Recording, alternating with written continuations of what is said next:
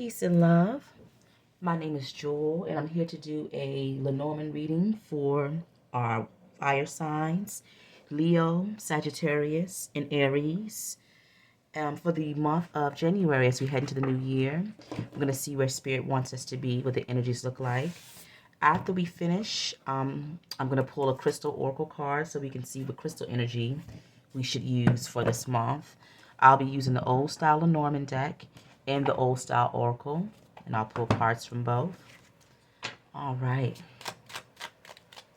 Spirit, what messages do you have for us as we head into the new year for our fire signs? Leo, Sagittarius, and Aries. What messages do you have to aid in our growth, our healing, expansion, to bring in abundance into our lives? Thank you. All right, let's see.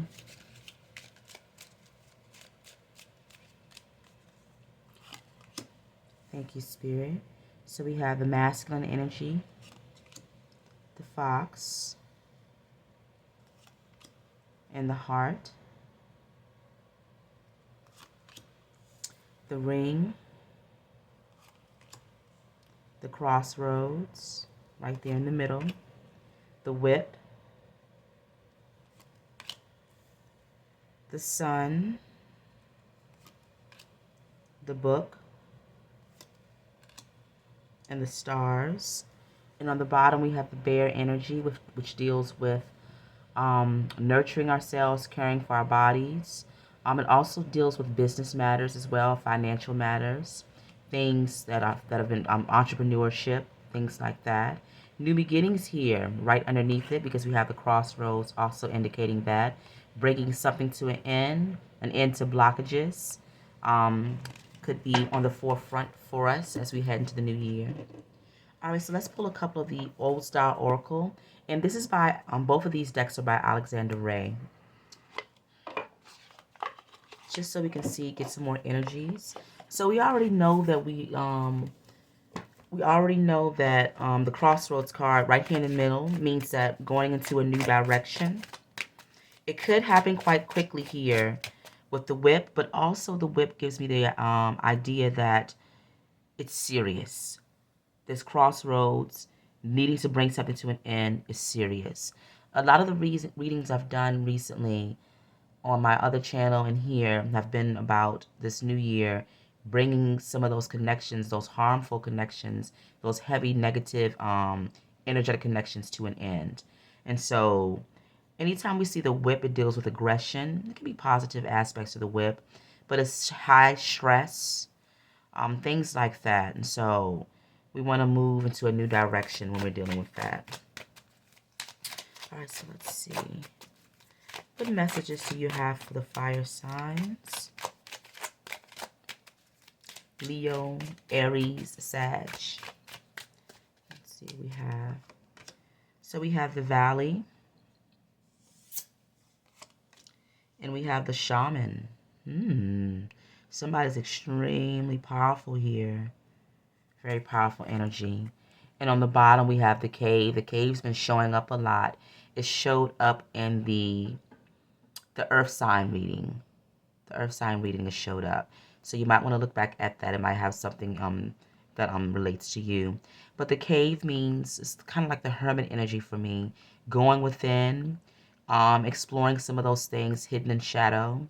But also taking time for yourself. Taking time to analyze your situation, because we're already at a crossroads and we know we need to move into a new direction. Listening to the higher self, going within with this cave. Underneath it, let's see, nudity. So being in a position where we can freely be, we can be ourselves. So let me get a sip of my tea as I look.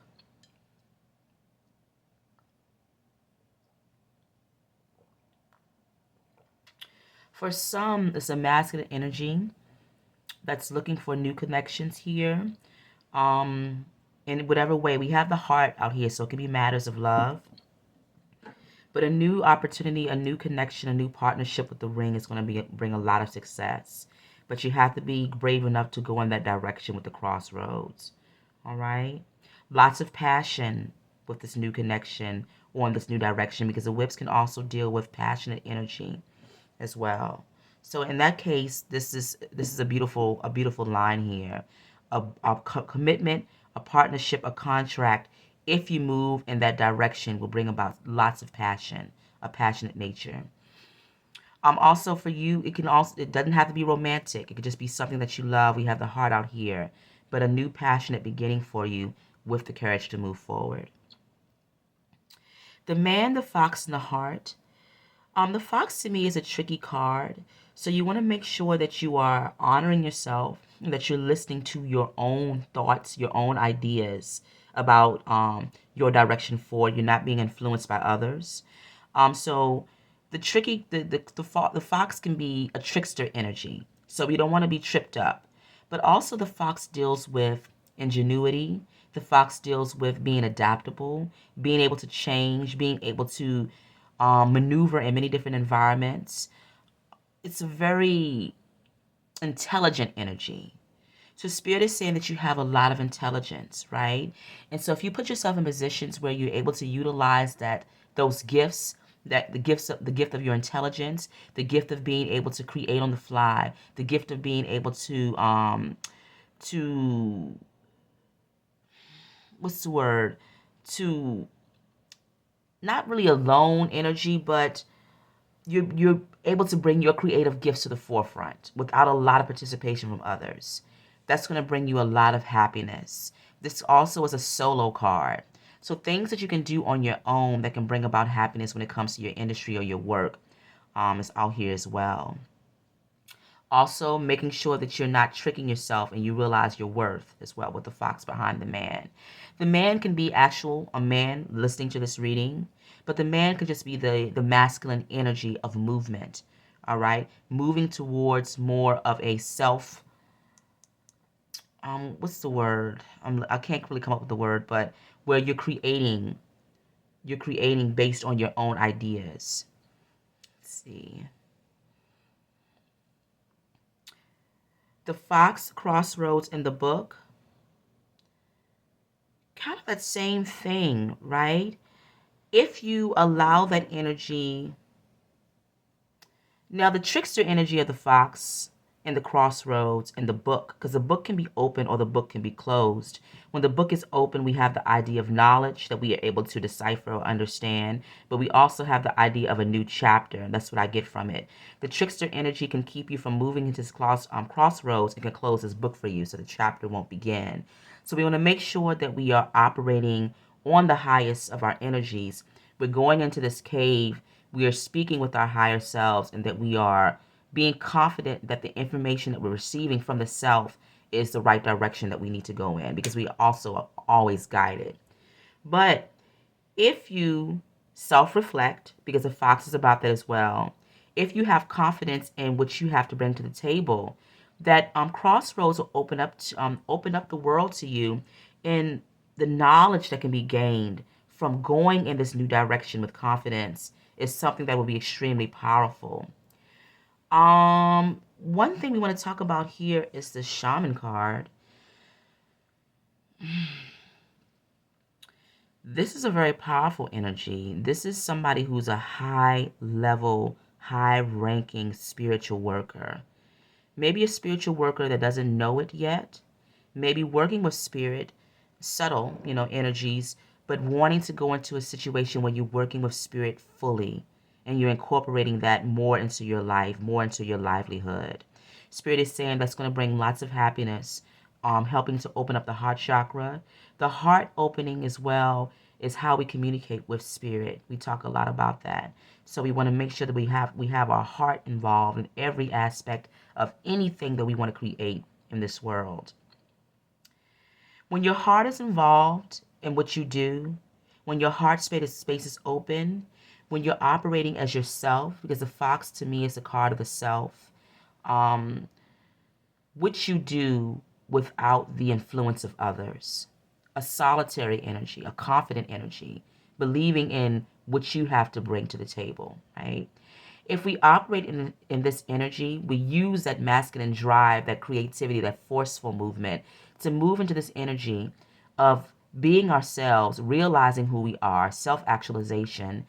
Spirit is saying that that heart opening up is going to be rapid, right? It's going to be a rapid release, and it's going to move towards a success that you haven't dreamed of with the stars. The stars is the idea, of course, of, wishing upon the stars, so dreams coming true. But more than that, when we have the shaman card out here, it's psychic abilities here with the stars and the shaman, but also it's being guided by spirit. Shaman, this particular energy, they work with spirit guides, they work with ancestral energy. And so spirit is saying that if you allow yourself to be guided, you can move towards success here with this star. You'll start to experience a different way of living, a way of breathing here with the star and the whip. This energy is forceful. It's a forceful energy. The valley, this imagery here, we have the people out here, the spectators, just kind of enjoying themselves, which is beautiful. But it's, to me, I always look at and this is a new deck to me. I just like to go on the pictures, the imagery. But the idea of, we have the mountains here. So maybe things have come in slowly. This is kind of a common thread with some of the readings I've done. Things have come in slowly, maybe not being able to see the full picture yet. But Spirit is saying the ships are coming in. And they can't come in unless you've sent something out into the world. Unless you've created something, unless you've planted some type of seed. You've planted that seed here because we have the cave energy, which means you've gone in. You've spent some time going in. If you haven't gone in, this is a time to do so. Don't be afraid to go in to yourself, right? To go in and look at those deepest parts that can remain hidden, to find those clues on what Spirit wants you to do to bring this energy to light. Because this energy right here, this energy is not, this is not a light-hearted path. Are we giving love, thanks, and praises to Spirit? Yes. And so we always, we receive joy when we do that. But this is a worker, a high-level spiritual worker on the front lines, out here marching for the Most High, or whatever that energy might be for you, whatever your belief might be, right? Honoring that energy. It's a non-stop thing. This person lives and breathes this type of work. It's what they wake up thinking about. It's what they go to sleep thinking about. It's what they dream about. You can't be afraid to go into it. And that's the thing as well, the idea of being afraid to enter into that void of the unknown, where you might not know what's going to be on the other side, or the parts of yourself that might be hidden. Because to become a shaman, you have to confront. It's a confrontation between you and the self. It's a very powerful, somewhat painful, can be very painful. And it doesn't have to be in a ritual. It doesn't have to be anything official. You don't have to go anywhere to do it. It's just the things that happen to you in life, the lessons that you go through. If you sit down and take a moment and think of those lessons and those times that you've cried, those trials and tribulations, those difficult moments, those painful moments that you've gone through, you realize that was always that was the test, and that was the ritual. The rituals exist in real life. I think we have this idea that you have to go somewhere else, and you have to experience another culture, and you have to have this drink, and you have to have this smoke, and you have to have this idea, and you have to wear this outfit. But it's not about that. Spiritual life is happening every single moment, every single breath that we take is a part of the spiritual world. We're interacting with the spiritual body. We're interacting with the spiritual community. We're interacting with our ancestors, right? And so if we want to think about ritual isn't going anywhere. The only place you have to go for deep ritual is on the inside. When we go other places, and this makes me think about this fox energy, this character, this man's looking outward instead of looking inward. I get that as well. Don't look outward for anybody else. Don't look outward for any idea. You have to look in on the self, all right? You have to analyze this particular energy of the trickster, which is good and bad. It's light and dark. The trickster brings lessons that are necessary for our movement forward in our healing. So don't look out at it, look at it. Look at this energy, which is you, all right? Be open to, because the heart also has to be open. Be open to the messages that are being shared with you. Don't be afraid to go inward with the energy of the cave. Don't be afraid to show yourself with this nudity card, right? In all your glory, in all your imperfections. That's where the beauty lies, in that energy. Nurturing yourself as you're going through these changes, as you're realizing your spiritual calling, as you're coming into, and the bear, things that have been built up over time, which means you're not new to this. You've been interacting in the spiritual world. You've been interacting in many different ways, whether in the dream space at night, whether doing, sharing a message with a person here or there. The shaman comes out. It doesn't mean that you have to operate in this manner. A spiritual worker is dressed in plain clothes. How else can we get the messages out there? How else can we work and deal with the community? If we're out there, in full regalia, nothing wrong with that too. For those who operate on that, sometimes people won't approach you. Sometimes people won't, they won't understand. But if you are yourself, whoever you are, whatever you wear, whatever you do, if you are yourself with this energy of the shaman, you have the ability to touch the lives of people who don't even know. You're right. So it's a humble energy to be powerful like this and to operate in the world, kind of hidden, but not really hidden, right? The bear. So you know what it is. You feel it in your heart. You feel it in your heart. You have to be committed to yourself with this man in this ring. You have to be committed to your vision. You have to be committed to your purpose. All right. Once you're committed to yourself, your purpose, and your vision, that's the life force energy here with the sun. Without this energy of the sun, the vital energy that keeps us alive, and we embody this energy as well. Let me get a sip of my tea. Without this energy of the sun, this pure radiating energy that we shine outward, all right? We shine inward to the darkest spaces and when we go into that cave and do that healing that we need to do. But we shine it out when we deal with people. And we're radiating the pure energy of love with the heart. That's the work. That's the healing work that needs to be done. But you can't do it if you're looking away. If you're all the way over here in the spiritual work and the calling and the heart space and the commitment is on this over here, Spirit says you have to go through here to get to the contract. Whatever that may be for you. This is a spiritual reading here because we have a shaman out here. But you have to go here to receive this. When you receive this, actually no, I'm realizing that you already have this.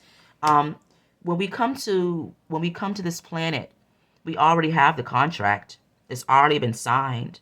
The spiritual blueprint has already been written. Can we make changes along the way? Yes, those are the lessons that we learn. That's a part of life. We give thanks for that. But the contract has actually already been made. It's already been drawn up. Spirit is saying, are you looking at it? Are you interested in looking at the contract that you signed? Are you interested in looking at some of the fine print? Did you analyze the fine print? Did you just ball it up and put it into a drawer somewhere? That's why we have this energy here. Not being afraid to confront those parts of yourself, to bring this energy out into the forefront that you can bring healing to yourself and healing to others. That's the true happiness, the true love, the true love. The true love doesn't exist between you and someone else. It can. It can. You can find those partnerships, and we're blessed when we find them. But the true love ultimately happens between you and the self and who you are. Loving yourself unconditionally. Being unafraid to love yourself. Being unafraid to see yourself. To view yourself in all your lights. When it's dim and when it's bright. Spirit, what message do you have for us? What crystal do you have for us for the month? of January as we head into the new year, tapping into this powerful energy of the shaman, moving in a direction where we're honoring our spiritual contract, right? No matter what job you do, and I have to keep reiterating this because I think when people think of spiritual work, they think that it's a certain way that you do it, it's a certain look, it's a certain feel, it's a certain title. I have to have a title. You don't have to have a title to be a shaman. You're just being yourself, right? I think when we make things so complicated, it keeps us from wanting to do it. I'm doing these readings. Not too many people watch them, but if one person watches them, then I've done my work. That's my contract, right? I've been told by Spirit, if I'm not on here doing this reading or on my other channel doing a reading and sharing some type of wisdom and sharing it in my daily life with the work that I do with the kids, then I'm not honoring what I said I was going to do when I got here. They're not concerned with how many views you have, Spirit. They're not like, oh, this one's going to get her 500 views. It's not about that. It's about, am I exercising the Spirit? Am I utilizing the gift? Am I putting the energy out into the atmosphere? The energy doesn't have to, it doesn't, it's not lessened because it doesn't touch every single person. It's powerful because it's been done, right? Because energy is spiritual as well. We're dealing with the spiritual realm. So we're interacting with the physical, we're interacting with the spiritual. And because we're doing both of those things in tandem, maybe what you're doing might not be seen by everybody. But if your spirit guides see it, if those energies, those subtle energies see it, and those powerful energies see it, and you're changing things on that realm, changing things to the spiritual bloodline, it's power in that as well. I'll talk more about stuff like that on my other channel, but this reading is giving me that energy. So I wanted to kind of let you all know you can be a banker, a lawyer, a singer, a dancer, an artist. It doesn't make a difference what your career is. This is not asking you to switch your career. It's not about that. It's asking you to honor yourself in whatever you do. All right, let's see what message we have with Crystal.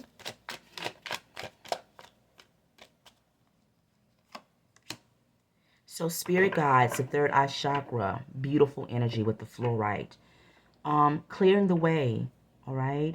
Ushering in a new way of living, ushering in a new way of being, where we are allowing ourselves to be properly guided by the self, the higher self, but our guides. We're acknowledging our guides, we're giving thanks to them. This energy, going within, speaking with your spirit guides, all right? If you're not ready to do that yet, it doesn't have to be, like I said, no ritual involved, friends. There's no ritual that has to be involved for spiritual work when you're dealing with the energy of the Most High, when you're working with the ancestors, when you're working with the angels. Yes, you can do ritual. There's nothing wrong with ritual. But I feel like it can prevent people from understanding they work with spirit as soon as they wake up. All right? Nothing is needed. Nothing is needed. I have the cards out here on the table, but I don't need the cards to talk with spirit. And the same thing for you. You wake up, you give thanks for life. You say, Spirit, what do you need from me? Where do you want me to go? Open up the door for me. Open up my sight. Open up my mind. I'm ready to move forward on my purpose here on this planet. Be honest with me, all right? Once you open yourself more up, you understand the energies that are good for you and the ones that are bad, the trickster energy, right? Not all people that are spiritual or that work in the spiritual realm are good. We have to understand that as well. There's ego in this work. Have to be careful of that. There's arrogance in this work. There's harm in this work. Harm of the self. If you harm others, you harm yourself. People can do what you want to do. We all have free will. We give thanks for that. But we also want to be cognizant that we are spiritual beings in a spiritual body, not on this planet forever. Once we ascend, that spirit goes somewhere, all right?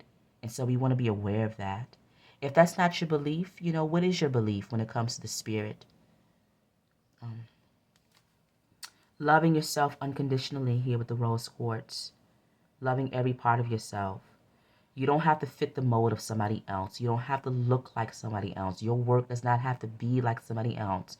You don't have to have the same amount of followers or the same amount of this or that or money. It's not about that, because we all leave the physical body, we turn to spirit. We already spirit, but the spirit becomes prominent and it moves forward, upward, onward, right? Without any money, without anything else. Only the work that's been done, right? So we want to honor it. All right. Peace.